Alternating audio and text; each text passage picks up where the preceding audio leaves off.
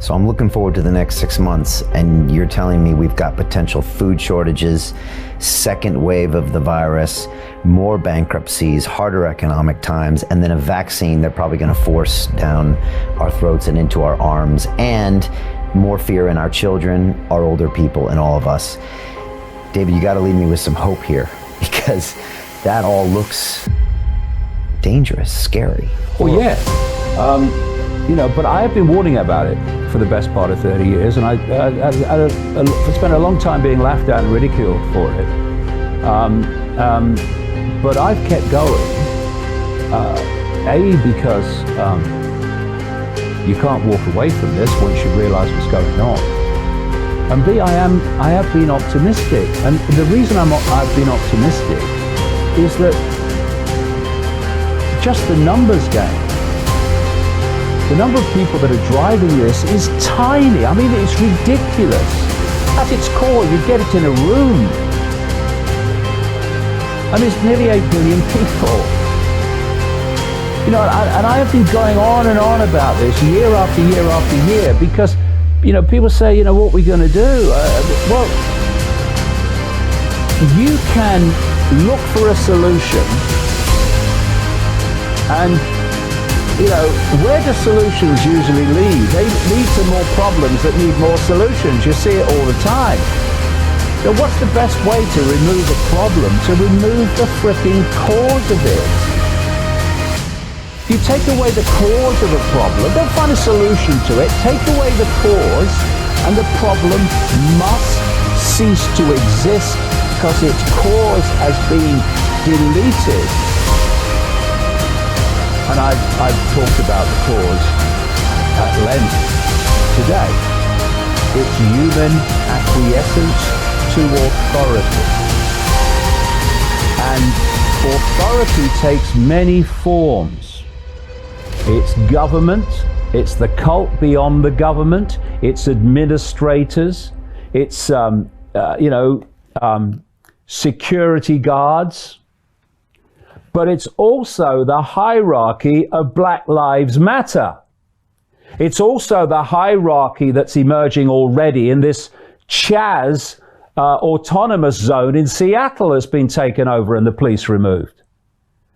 Authority that tells you what to believe and what to do and wants to give you consequences for not believing it and doing it.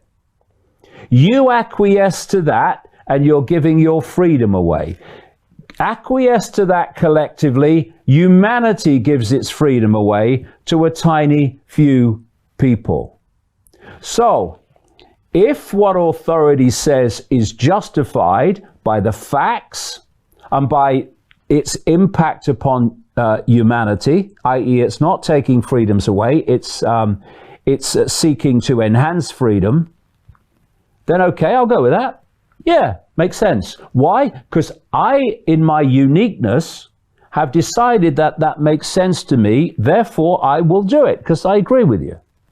You tell me what I'm going to do that's going to take my freedom away for no other reason than you're telling me to do it. Well, you can stick that up your ass, mate. I ain't doing it.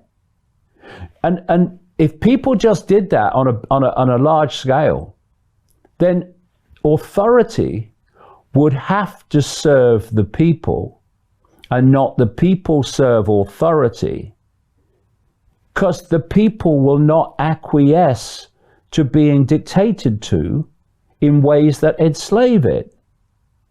Therefore, you stop enslaving me, authority, or seeking to, and you start serving our interests of freedom and prosperity, and I will then make a deal with you. I'll accept what you say.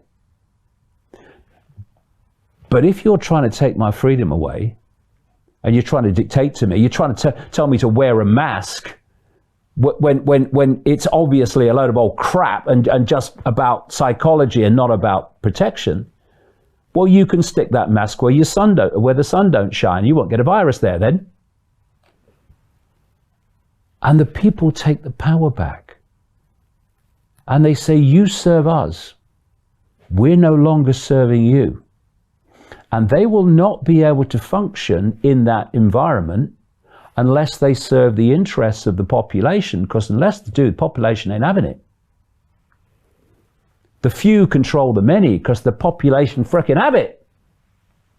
Now, if we need a wake-up call on what happens when you give your power away to authority, then in the last few months, you couldn't have had a more potent and blatant one. And come on, we're bigger than this. We're infinite expressions of consciousness. What are we doing letting a handful of people dictate our lives down to the fine detail? What are we doing policing each other?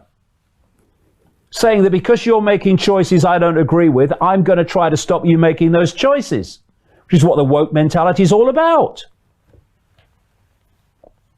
You know, I've used this analogy before. People laugh at sheep because they follow the one in front and they follow the shepherd. Humans have out-sheeped the sheep. We've dispensed with a frickin' sheepdog. We keep each other in line. We don't need a sheepdog. Look at what's happened during the lockdown. It's classic cases of it. Is that the police? They've been out in their garden twice today. What? This is how the few control the many. And it's in our hands, in our perceptions, to stop it happening. Okay.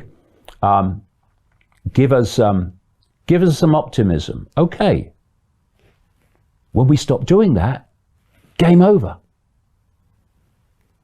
The question is, are enough people going to make that choice for the game to be over? Because the choice is there to be made. And that choice that is made, and it's in the next few weeks and months, the choice that is made there will decide if humanity heads into the darkest of fascist, tyrannical, technocratic nightmare, or whether at last, we take back the freedom that's been sitting there waiting, generation after generation, era after era. Look at the whole entirety of human history. What is it a story of? It's a story of the masses giving their power away to a few people. What does that mean? A few people have run the world right their way through history.